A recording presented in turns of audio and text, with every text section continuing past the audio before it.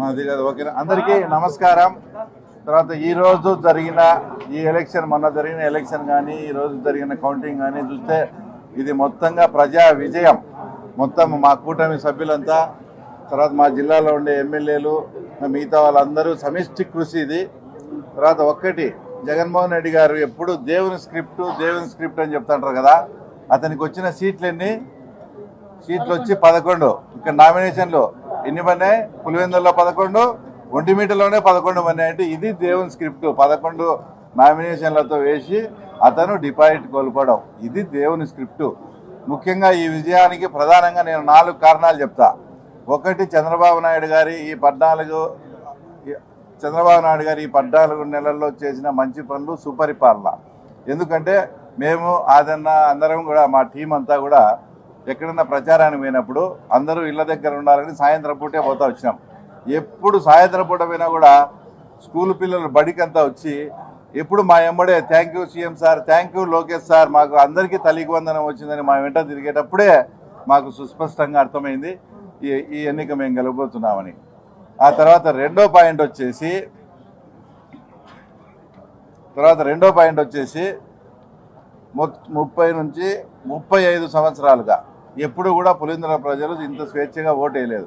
మేము ఓట్లు అడగనమైనప్పుడు, సార్ మీరేమో ఓటు అడుగుతున్నారు, మమ్మల్ని ఆ రోజు వేయించారు కదా అని మమ్మల్ని అడిగేవారు. మేము నిర్భయంగా ఓటు వేస్తాం, ఫస్ట్ టైం మీరు స్వేచ్ఛగా పాల్గొనండి అని మేము వాళ్ళకు భరోసా కల్పించడంతో వాళ్ళంతా స్వేచ్ఛాయుత వాతావరణంలో ఈ ఎలక్షన్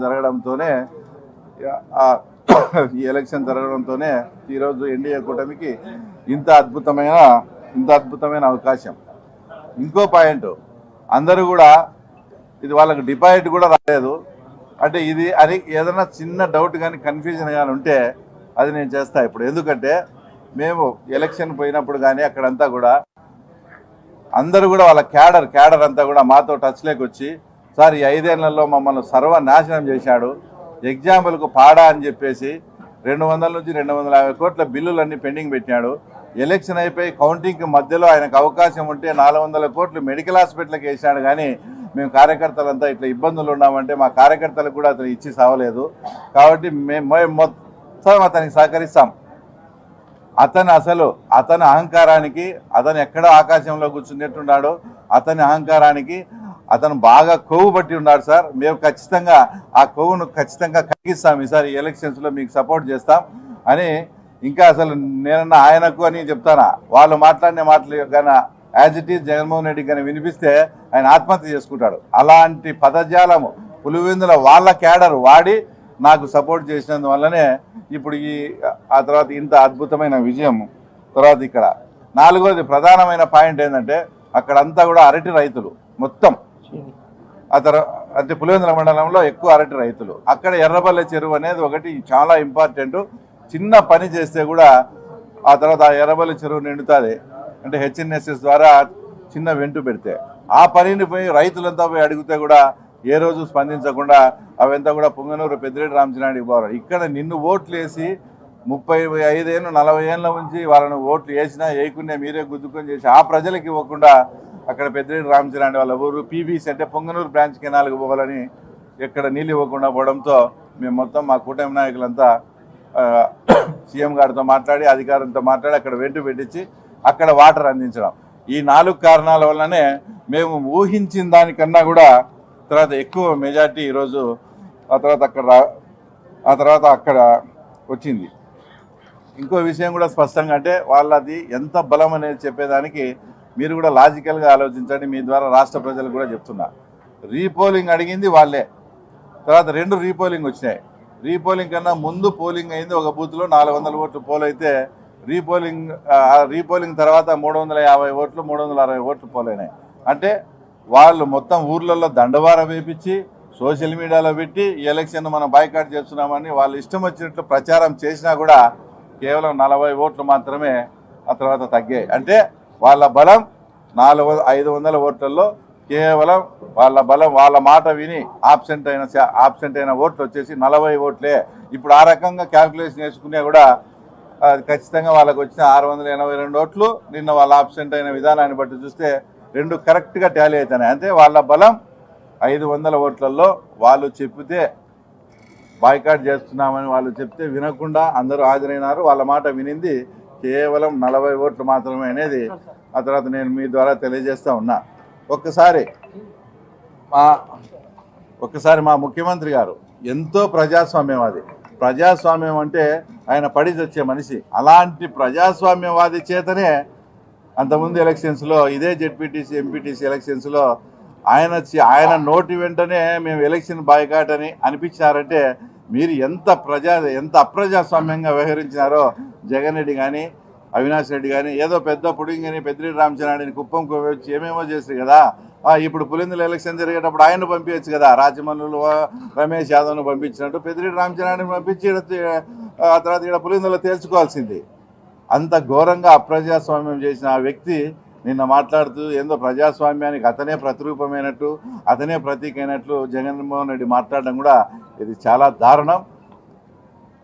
ఇంకొక విషయం మాట్లాడితే ఏదో గంగమ్మ జాతర అంట రఫా అని రాష్ట్ర ప్రజలను రాష్ట్ర అధికారులను భయపడించే మార్గం చేసి ఈ 3.5 సంవత్సరం తన పార్టీని తన పార్టీ కార్యకర్తలను సర్వైవ్ చేసుకోవాలనే ఉద్దేశంతో రఫా అని ఎప్పుడో 3.5 సంవత్సరం 4 ఏళ్ళ గవర్నమెంట్ మారుతుందంట. అప్పుడంట గంగమ్మ జాతర అంట రఫా అంట. ఇప్పుడు ఈ పులివెందులో ఈ ఎన్నిక జరిగినప్పుడు ఈ రఫా బ్యాచ్ నువ్వంతా ఏమైనారని నేను ఈ రాష్ట్ర ప్రజలకు చెప్తా ఉన్నా. ఏంది లేదు జగన్ది ఉత్త డొల్లతనము ఉత్తది ఊరికే మేకపోయేది గాంభీర్యము. తన పార్టీ ఉనికిని కాపాడుకునే దానికి రఫా అన్నాడు. కానీ ఇప్పుడు అదే రఫా ఉన్నింటి ఆ రఫా బ్యాచ్ ఏమైంది, పులివెందులో ఇంత మెజార్టీలు ఎట్టొస్తాయని మేము రాష్ట్ర ప్రజలకు చెప్తూ చివరగా నేను ఫస్ట్ క్లాస్ స్టూడెంట్, నాకు 4.5 లక్షల మెజార్టీ వచ్చింది. తర్వాత నువ్వు తలకిందులు తపస్సు చేసినా నీకు ఆ మెజార్టీ రాదని మా ముఖ్యమంత్రి అన్నప్పుడు ఈరోజు మెజార్టీ డిపాజిట్ కూడా రాలే. ఈ మెజార్టీ గురించి నువ్వేం సమాధానం చెప్తావని కూడా తర్వాత ఆయన మేము ప్రశ్నిస్తా ఉన్నాం. Thank you.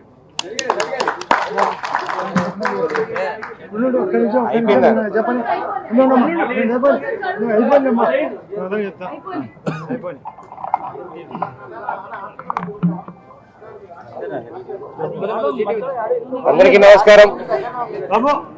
నమస్కారం. ఈరోజు ఈ ఎలక్షన్ జరగడం ఒక రకంగా ఆంధ్రప్రదేశ్ రాష్ట్ర ప్రజలకు ఒక మెసేజ్ లాంటిది. ఎందుకనంటే ఈ మధ్యకాలంలో నేను రఫా డైలాగ్ అనేది చాలా బాగా వినిపించింది. నరుకుతాం ఇంకా చేస్తామని అంటే ప్రజలు బుద్ధి చెప్పిన తర్వాత కూడా రఫా నరకాలన్న ఆలోచనతో వైసీపీ ప్రభుత్వం ఉందని చెప్పేసి వాళ్ళ నాయకుడే డైరెక్ట్గా చెప్పడం జరిగింది. కానీ రఫా అనేది చాలా రకాలుగా చేయొచ్చు. రఫాగా ఇండస్ట్రీస్ తీసుకురావచ్చు, రఫాగా ఉద్యోగాలు ఇప్పించు, రఫాగా డెవలప్మెంట్ చేయొచ్చు అని కూటమి ప్రభుత్వం చూపించింది. అదే విధంగా పులివెందుల ప్రజలు కూడా రఫాగా తెలుగుదేశంకి ఓట్లేసి రఫాగా గెలిపించారని చెప్పేసి మీ అందరికీ తెలియజేసుకుంటున్నాను. ఎక్కడ మంచితనంగా రఫా వాడాలో ఇక్కడ మళ్ళొక్కసారి మీరు గుర్తు చేసుకోవాలి.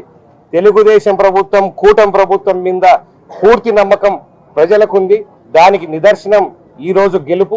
ఆ గెలుపుని మున్ముందు కాలంలో ఇంతకుముందు ఒక పత్రికా సోదరులు మమ్మల్ని అడిగారు, పులివెందుల ఫార్ములా కుప్పం ఫార్ములాని ఇక్కడ మీరు ఇంప్లిమెంట్ చేశారా, వాళ్ళు చేసినట్లని.